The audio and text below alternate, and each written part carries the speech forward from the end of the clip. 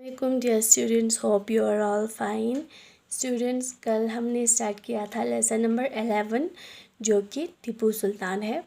और हमने इसमें पढ़ा था कि हैदर अली जो है 1722 ईस्वी में पैदा हुआ और जवान होते ही उन्होंने मैसूर के नवाब के फ़ौज में भर्ती ली थी। वो कोई पढ़ा लिखा आदमी तो नहीं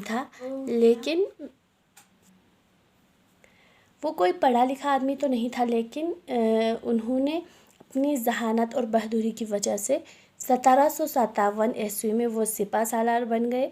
और फिर 4 साल में उन्होंने किला से कोटा पर कब्ज़ा किया और वहाँ के राजा जो थे वो बे औलाद थे, उनका कोई औलाद नहीं था और उनकी फ़ौत हो गई तो पूरे सूबे पर उन्होंने कब्ज़ा कर लिया था, जिसके नताइज उन्हें मुग़लिया दरबार में सूबेदारी मिला था और उन्हें नवाब का खिताब भी मिला था। आज हम यहाँ से आगे करेंगे। ये वो ज़माना था जब अंग्रेज़ मुल्क के मशरक़ी किनारे पर अली वर्दी ख़ान के बाद सिराजुद्दौला को मक्कारी और दगाबाजी से शिकस्त देकर ओध के नवाब को रोहिला पठानों से लड़कर कमज़ोर कर चुके थे और अब्दाली ने मरहटों की कमर तोड़ दी थी।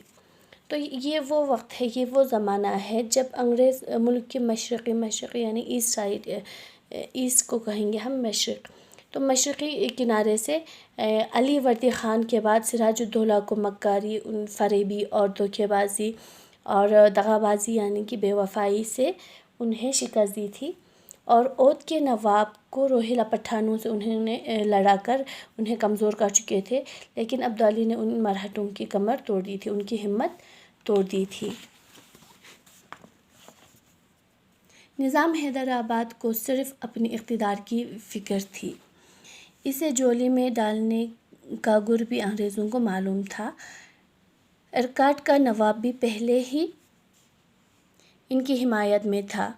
तो निज़ाम हैदराबाद को जो है सिर्फ़ अपनी इक़्तिदार की पड़ी थी, अपनी हुकूमत की पड़ी थी, अपनी सल्तनत की पड़ी थी। इसे झोली में डालने का गुर भी अंग्रेज़ों को पता था, उनको मालूम था उनके इक़्तिदार के बारे में। और इरकाट के नवाब भी पहले ही उनकी हिमायत में था, उनकी मदद में था।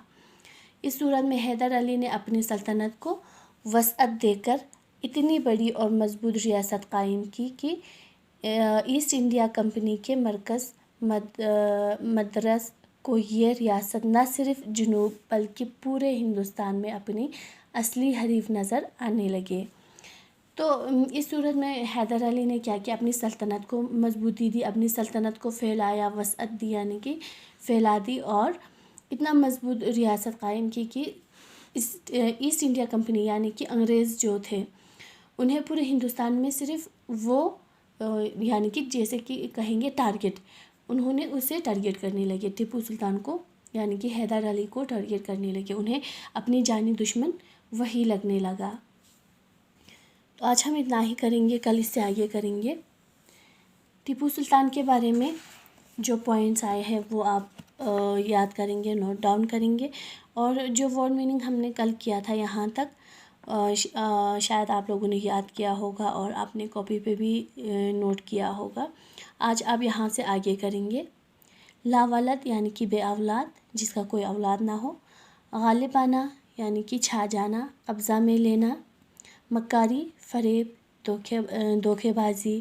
दगाबाजी यानी कि बेवफ़ाई, कमर तोड़ना, कमज़ोर बनाना या फिर हिम्मत तोड़ना। आप ये अपनी कॉपी पे नोट करेंगे और याद भी करेंगे। खुदा हाफ़िज़।